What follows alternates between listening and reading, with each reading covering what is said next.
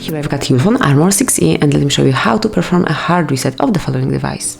So at first let's open the settings, then find and select System, which is the last option, then go to the Advanced, pick Reset Options, and now select the very last tab, which is Erase All Data Factory Reset.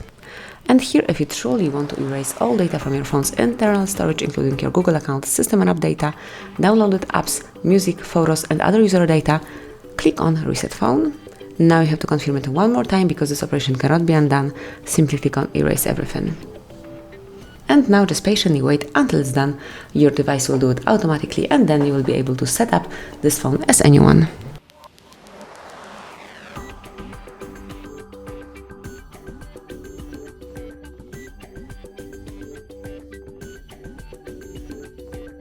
And that's it. As you can see, now you can set up your device as a new one. So that will be all. Thank you for watching. Please subscribe our channel and leave the thumbs up.